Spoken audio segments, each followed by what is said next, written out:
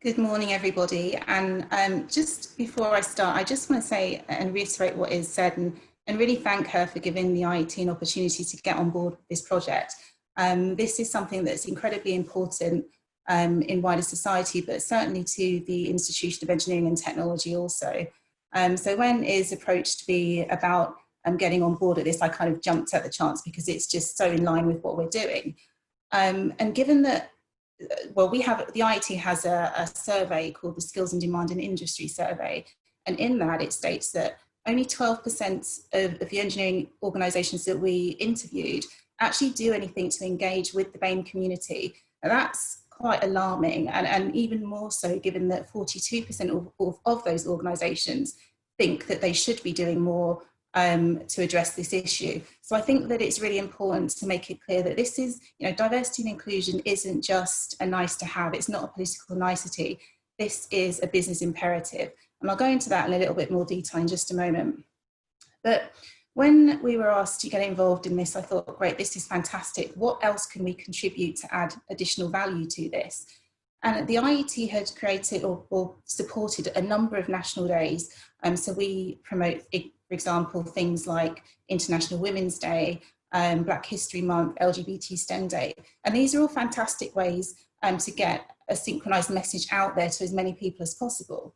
So I took this in mind and I thought this is exactly what we need for Reflect. We need something like this because whilst an event is absolutely key and crucial to get that collective intelligence in a room to disseminate information, to a wider audience, if we really want to make impactful, meaningful and measurable change, we have to make sure that we have some kind of platform to disseminate that information out to hundreds of different organisations, particularly the engineering and technology organisations, but also other professional engineering institutions. Because whilst the IET and RS components are spearheading this activity, it absolutely can't be just left to us to own this. We need the help of engineering and technology organisations to help drive this and take some accountability to actually address this important issue.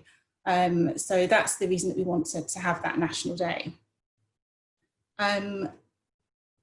So just, I guess what was I just leading on to there? I think if we look at the business case, a lot of people think that, what's the point of having diverse teams? They're not really sure of the benefit around it.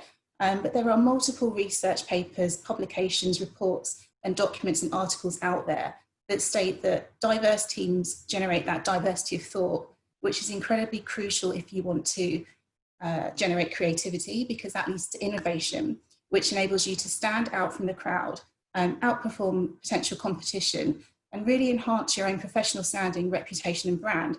So it's absolutely key. This is not just a fluffy concept. This is proven by multiple research papers that are out there. Obviously, there's a legal aspect to that as well. And it links into the Equality Act 2010, really just to prevent discrimination to individuals with specific characteristics, but it obviously does go a lot broader than that. And the moral reason for it, yes, it's the right thing to do, but why? Well, because it creates not only equal opportunity, but professional opportunity for everybody.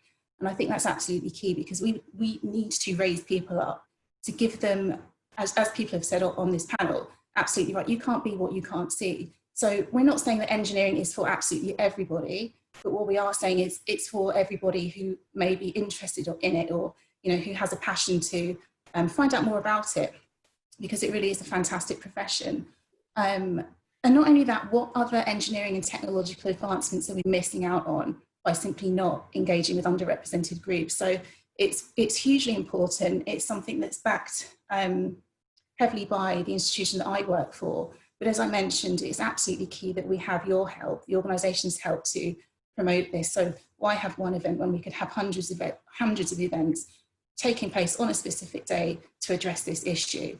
And we obviously don't know what that's going to look like with the current situation, but even if those events are online, we will reach a much bigger audience. And as it said, we will be updating the website with more information.